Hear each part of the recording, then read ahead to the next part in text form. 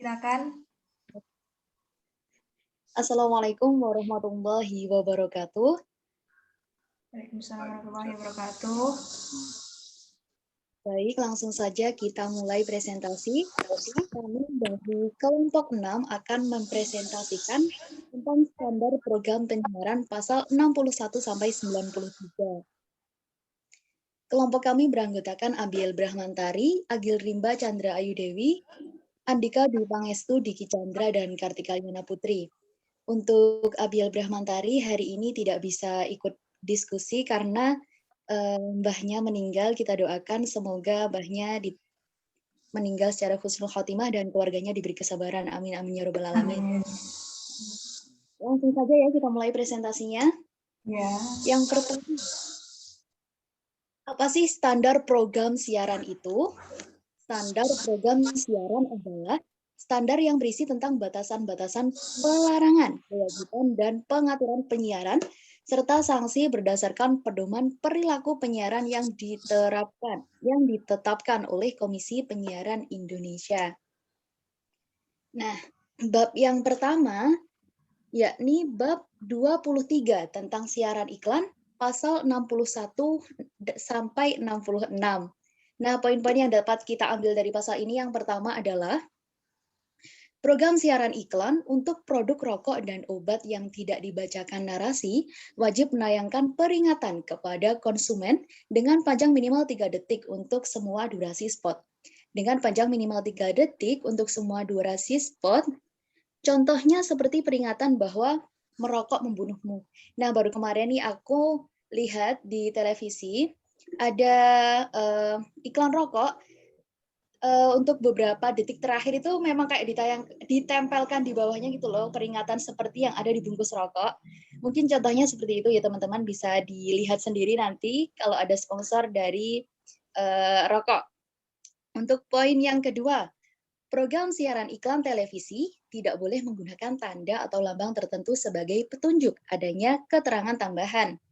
Poin yang ketiga, durasi siaran iklan dalam bentuk tulisan, narasi, gambar, grafis, serta perbincangan mengenai sebuah produk yang menempel atau disisipkan pada program siaran dihitung dalam persentase durasi iklan perharinya.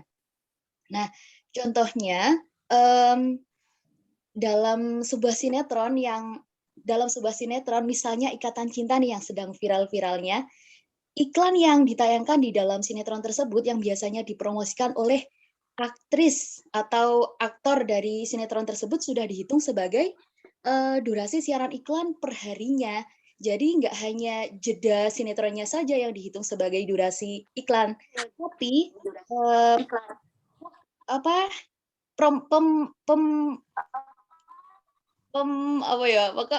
promosi di dalam sebuah sinetron itu juga dihitung sebagai durasi iklan perharinya. Lanjut, poin yang keempat adalah berbeda dengan sinetron, film, atau yang lainnya. Program jurnalistik seperti berita misalnya, tidak boleh sedikit pun disisipkan iklan di dalamnya. Jadi, program jurnalistik seperti berita yang biasa kita saksikan, belum pernah ya kita menemui di dalam berita tersebut terdapat sisipan iklan. Jadi berbeda dengan sinetron dan film. Nggak boleh gitu loh dikasih promosi iklan. Oke, lanjut yang selanjutnya. Bab 24 tentang program asing, pasal 67. Nah, pasal 67 sendiri berbunyi, program siaran asing tidak dapat disiarkan dengan ketentuan tidak melebihi 30% dari waktu siaran per hari. Jadi, dalam pasal tersebut dijelaskan bahwa sebenarnya program televisi Indonesia itu boleh menayangkan program siaran asing atau program dari luar negeri. Namun, tidak boleh melebihi batas maksimal waktu siaran perharinya, yakni 30%. Oke, lanjut. Bab 25 tentang program lokal dalam sistem stasiun jaringan, pasal 68. Dalam pasal ini, kami menemukan beberapa poin. Yang pertama adalah Program siaran lokal wajib diproduksi dan ditayangkan dengan durasi paling sedikit 10% untuk televisi dan 60% untuk radio dari seluruh waktu siaran berjaringan setiap harinya. Poin yang kedua, program siaran lokal juga wajib ditayangkan minimal 30% dari waktu siaran perharinya di waktu prime time, waktu setempat. Satu lagi, program siaran lokal juga wajib ditingkatkan hingga paling sedikit 50% untuk televisi dari seluruh waktu siaran berjaringan setiap harinya. Jadi setiap stasiun televisi itu menayangkan dan punya siaran lokal yang minimal perharinya adalah 10%. Dan siaran lokal tersebut tidak boleh hanya diam saja, namun harus ditingkatkan minimal sampai 50%. Mungkin seperti itu, lanjut. Bab 26 tentang program penggalangan dana dan bantuan pasal 69. Nah, dalam pasal tersebut ada beberapa poin. Yang pertama, program siaran yang bermuatan penggalangan dana ataupun bantuan tidak boleh menggunakan gambar, suara korban bencana, ataupun keluarga korban untuk dijadikan trailer dalam program penggalangan dana tersebut. Yang kedua, dana yang sudah terkumpul dari khalayak umum harus ditayangkan sebagai sumbangan masyarakat. Yang ketiga, sumbangan masyarakat sebagaimana yang disebut di atas tidak boleh digunakan dalam kegiatan tanggung jawab sosial lembaga penyiaran atau CSR sebagai pengumpul dan pengelola dana sumbangan tersebut. Jadi, untuk penggalangan dana kita tidak boleh menggunakan suara korban yang mungkin suara korban bencana itu kayak bisa kayak penontonnya itu bisa iba gitu loh dengan mendengar suara korban bencana, itu kita tidak boleh. Jadi ya penggalangan dana langsung saja langsung disiarkan, nggak boleh pakai suara, terus nggak boleh gimana keluarganya, seperti apa gitu, nggak boleh. Mungkin lanjut untuk selanjutnya. Oke, untuk selanjutnya yakni bab ke-27, yakni mengenai program kuis, undian berhadiah, dan permainan berhadiah lainnya, pasal 70. Ada beberapa poin yang bisa saya ambil dari pasal 70 ini, yakni mendapatkan sebelum melakukan program kuis, angka baiknya sebuah program acara itu harus mendapatkan izin dari lembaga yang berwenang sebelum menayangkan acaranya.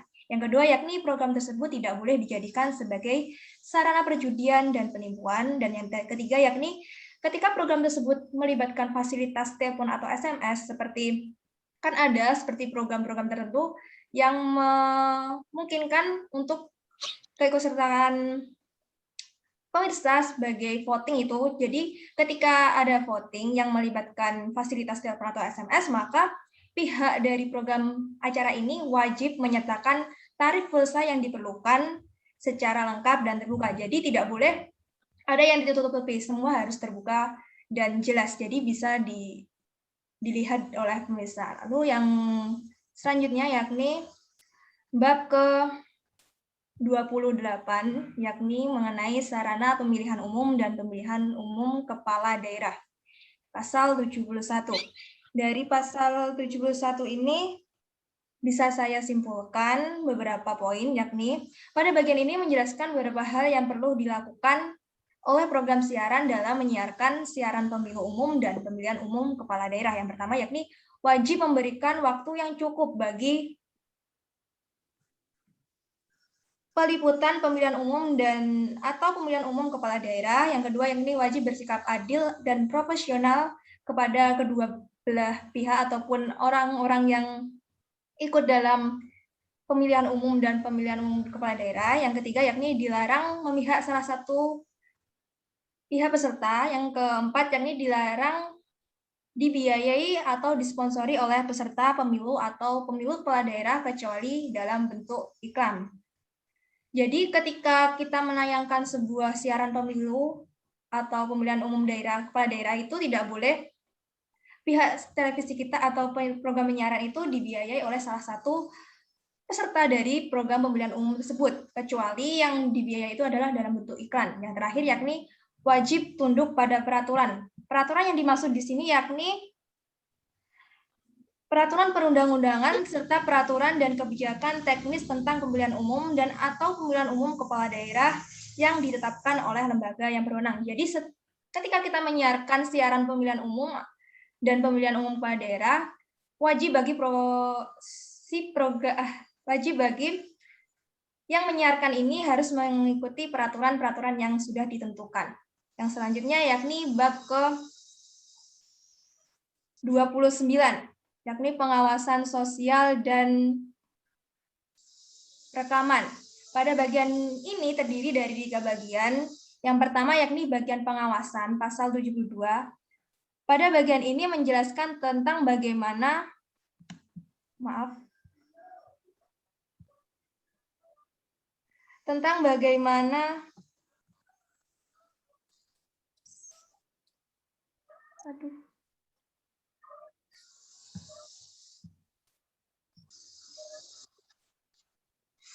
Baik, lanjut yang pertama yakni bagian pengawasan pasal 72. Pada bagian ini menjelaskan tentang bagaimana KPI mengawasi pelaksanaan program siaran dan memberikan sanksi administratif jika ada yang melakukan pelanggaran. Adapun sanksi ini sudah diatur dalam perundang-undangan. Yang kedua yakni bagian sosialisasi. Pada bagian ini menjelaskan bahwa kewajiban lembaga penyiaran untuk mensosialisasikan isi standar penyiaran. Jadi bagi lembaga penyiaran itu wajib untuk mensosialisasikan apa saja sih isi standar penyiaran yang ada pada program acaranya kepada seluruh pihak yang terlibat dalam proses pembuatan, pengolahan, pembelian, penyiaran, dan pendanaan program siaran lembaga penyiaran yang bersangkutan. Yang bagian ketiga yakni bagian materi rekaman siaran, pasal 74. Pada bagian ini terbagi menjadi 2 poin. Yang pertama yakni kewajiban lembaga penyiaran untuk menyimpan materi program siaran. Yang kedua yakni wajib menyerahkan materi rekaman program siaran yang diadukan bila diminta oleh KPI. Yang selanjutnya yakni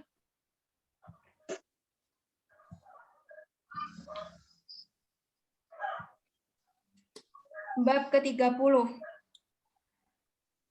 Pada bab ke-30 ini mengenai sanksi dan penangguhjawaban yang terdapat pada pasal 75 sampai pasal 78.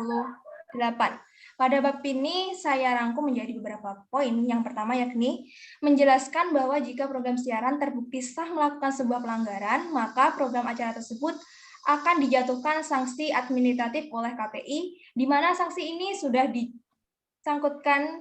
sudah ditentukan yang berisi antara lain yang pertama yakni teguran tertulis, yang kedua pengertian sementara mata acara yang bermasalah setelah melalui tahapan tertentu dan lain sebagainya yang sudah tertulis lengkap di perundang-undangan penyiaran. Yang poin kedua yakni jika ada yang melakukan pelanggaran terhadap standar program siaran, maka pihak yang bertanggung jawab adalah lembaga yang menyiarkan program acara tersebut, yakni yang melakukan pelanggaran. Jadi ketika program acara melakukan pelanggaran, maka program acara tersebut yang akan mendapatkan sanksi. Yang ketiga yakni pelanggaran yang sudah terbukti dilakukan oleh lembaga penyiaran akan tercatat secara administratif dan catatan ini akan mengaruhi keputusan KPI selanjutnya jika program acara ini melakukan pelanggaran lagi. Yang selanjutnya adalah jika ada pelanggaran yang dilakukan oleh salah satu lembaga penyiaran, maka KPI akan menyiarkan pelanggaran tersebut kepada publik. Jadi ketika ada pelanggaran, maka KPI akan memberitahukan kepada publik secara terbuka gitu. Yang selanjutnya yakni KPI bisa mewajibkan sebuah lembaga penyiaran untuk menyiarkan dan menerbitkan pernyataan bila mana ada aduan dari setiap orang atau kelompok yang mengetahui adanya pelanggaran P3 atau SP3 terbukti benar. P3 atau SPS ini adalah peraturan-peraturan penyiaran. Yang terakhir yakni waktu penyiaran ditentukan oleh KPI melalui surat keputusan. Mungkin itu. Kepada Bapak materi selanjutnya dipersilakan. Di bab 31 yaitu mengenai sanksi administratif. Bagian pertama teguran tertulis.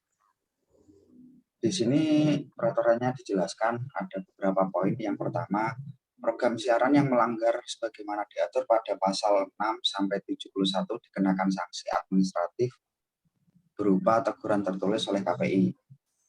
Jangka waktu pengenaan sanksi administratif berupa teguran tertulis pertama dan kedua atas pelanggaran yang dilakukan oleh lembaga penyiaran paling sedikit selama 7 hari kalender.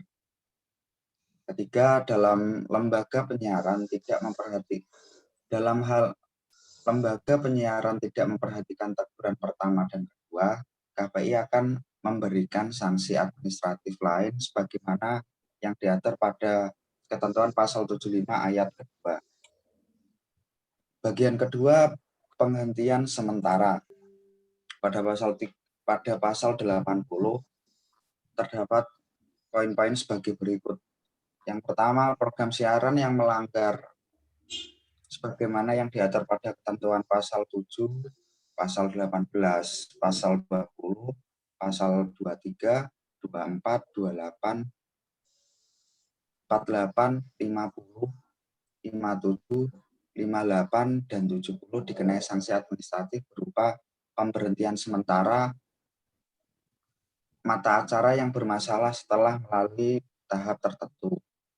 Kedua, selama waktu pelaksanaan sanksi administratif penghentian sementara sebagaimana yang dimaksud pada ayat 1 di atas berlangsung, lembaga penyiaran dilarang menyajikan program siaran dengan format sejenis pada waktu siar yang sama atau waktu yang lain. Ketiga, dalam hal lembaga penyiaran tidak melaksanakan ketentuan sebagaimana yang dimaksud pada ayat 1 setelah diberikan peringatan tertulis, maka program siaran yang mendapatkan sanksi administratif penghentian sementara tersebut dikenakan sanksi administratif lain sebagaimana diatur dalam ketentuan pasal 75 ayat 2. Nah, apa saja toh yang termasuk pelanggaran itu? Yang pertama, program siaran iklan niaga yang melebihi 20% dari seluruh waktu siaran per hari sebagaimana yang dimaksud pada pasal 58 ayat 2 setelah mendapat teguran tertulis sebanyak 2 kali dikenai sanksi administratif berupa denda administratif untuk jasa penyiaran radio paling banyak 100 juta rupiah dan untuk jasa penyiaran televisi paling banyak 1 miliar. Pasal 82, program siaran iklan rokok yang disiarkan di luar pukul 21.30 sampai 5 pagi. Waktu setempat sebagaimana yang dimaksud pada pasal 59 ayat 1. Setelah mendapat teguran tertulis sebanyak 2 kali, dikenai sanksi administratif berupa denda administratif untuk jasa penyiaran radio paling banyak 100 juta rupiah dan untuk jasa penyiaran televisi paling banyak 1 miliar rupiah. Pasal 83, lembaga penyiaran swasta yang tidak menyediakan waktu siaran untuk program siaran iklan layan masyarakat paling sedikit 10% dari seluruh waktu siaran iklan niaga per hari sebagaimana yang dimaksud pada pasal 60 ayat 1. Setelah mendapatkan teguran tertulis sebanyak 2 kali dikenakan sanksi administratif berupa denda administratif untuk jasa penyiaran radio paling banyak 100 juta dan untuk televisi 1 miliar. Pasal 84 dalam hal lembaga penyiaran swasta tidak melaksanakan denda administrasi sebagaimana yang dimaksud pada pasal 81, 82, dan 83 dalam jangka waktu 30 hari kalender setelah denda administratif dijatuhkan, maka sanksi ditingkatkan menjadi pembekuan kegiatan siaran sampai dipenuhinya kewajiban membayar denda administrasi. Sekian, bisa dilanjutkan ke yang bertugas selanjutnya. Oke, selanjutnya bab 32, yakni ketentuan penutup. Di sini dituliskan yakni ada 2 pasal, yakni pasal 92 dan 93. Yang pertama pasal 92. Di sini dijelaskan bahwa standar program penyiaran akan dinilai kembali oleh KPI secara berkala, di mana pengecekan kembali ini disesuaikan dengan perubahan yang ada, yakni siaran secara berkala yang dinilai kembali oleh KPI sesuai dengan perubahan pedoman perilaku penyiaran Komisi Penyiaran Indonesia, peraturan perundang-undangan, dan perkembangan norma-norma yang berlaku, serta pandangan umum dari masyarakat. Yang kedua, pasal 93, yakni standar program siaran akan dinilai kembali oleh KPI secara berkala, di mana di sini dituliskan dan ditinjau kembali sesuai perubahan yang ada. Perkembangan industri televisi dan radio di seluruh Indonesia membuat tingkat kreativitas dan persaingan antar lembaga penyiaran semakin tinggi, sehingga program siaran menjadi tolak ukur dalam penyiarannya. Sekian penjelasan dari saya. Selanjutnya saya kembalikan ke moderator. Baik, mungkin itu presentasi dari kami. Kami memohon maaf yang sebesar-besarnya apabila ada salah kata yang kurang enak di hati tadi. Sekian dari kami. Wassalamualaikum warahmatullahi wabarakatuh. Waalaikumsalam Waalaikumsalam warahmatullahi wabarakatuh.